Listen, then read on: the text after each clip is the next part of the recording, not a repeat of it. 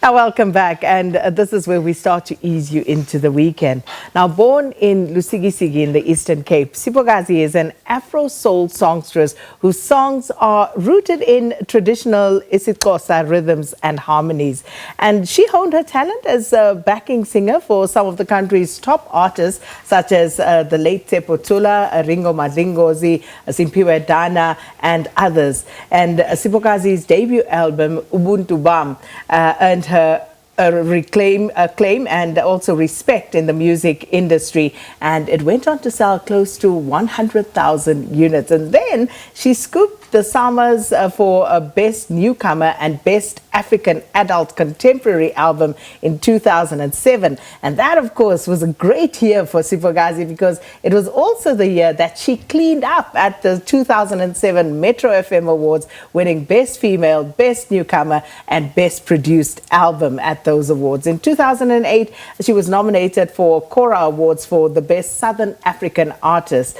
And then she took a hiatus, and now she's back. I am so happy to see you. Welcome. I'm happy to see you too, ma'am. Thank you so much for having me. You know, I remember so vividly back in 2007 when you cleaned up at those Metro Music Awards, because I was working at Metro FM at the time, okay. and a huge fan. Yes, so, you know, talk to us about, you know, those heady days and coming in as a newcomer, but just being accepted and, you know, so critically acclaimed by your peers in that space. It was a good one. As you are reading there, I'm like, wow, such good memories.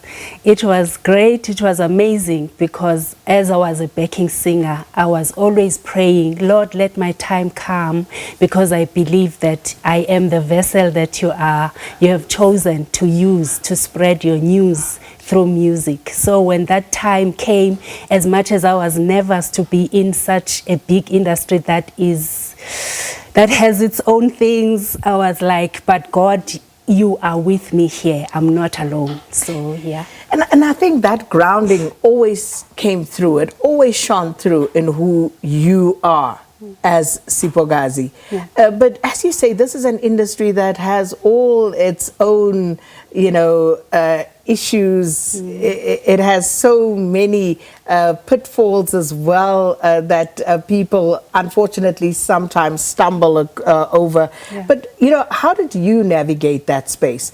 Apart from your spiritual and religious grounding, how would you say, you know, you navigated that in the best possible way? I think the education has helped me a lot, because before I came here, when I was released at home to come, it was because of coming to school to do music technology, so that I know my craft. It's something that I always cried for at home, that I want to understand the craft that I'm coming into.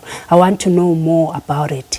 So it helped me to go to school and come back knowing a bit of music business here and there, so that I can go boldly to say, no, this is what I wish to have. This is not going as I wish it should go. So that has helped me. It has grounded me a lot, and the family that God has blessed me with has helped me, because it has been hard, a lot, tears and all that. But my family, I thank God for them. They have been my pillar of strength. And that's fabulous to hear. And of course, tears being par for the cause. Yeah. You know, it is what it is. We are going to cry sometimes along the way. Definitely. But then, of course, you know, you, as you said, were a backing singer for so many well-known and great South African performers.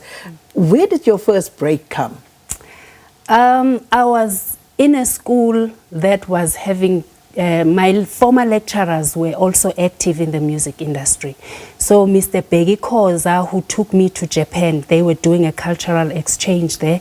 He also introduced me to people like Umamu Dorothy Masuka, Dolly Ratebe, you name them. And I was also introduced to redoing Princess Magogo's music, and featured by Utatu Pet Matshikiza. So I was heard by someone who was working for Gallo at that time, the owner of the record label that signed me later on. So he heard my voice from those records, and then that is how I got my break. So when Gallo comes knocking and, you are on the cusp of signing, to produce your very first album, talk to us about, that experience and what does it feel like? And then the first time you hear your record on the radio.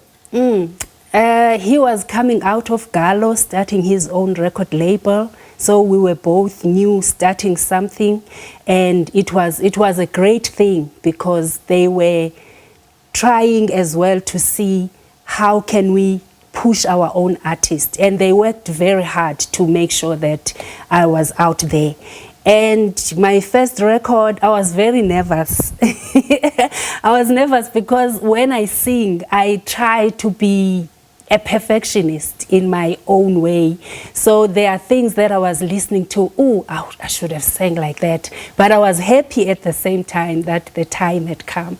And then, of course, there was Amagala, and South Africa just took to that song. Yes. Still one of my favorites, still on my list of all-time South African greats.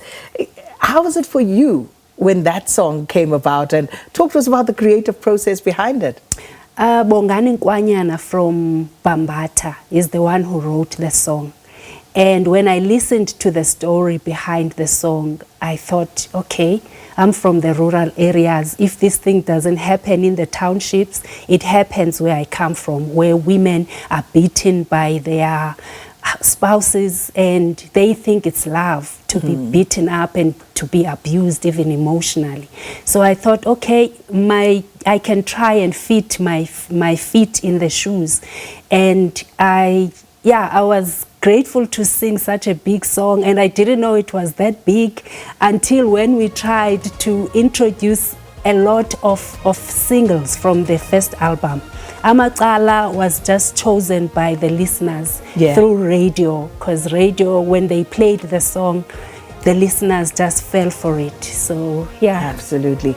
And then, of course, that hiatus happened. So what have you been doing in the meantime? I got married. I have children. How many? I have 2 children. Aww. Yes. And Please.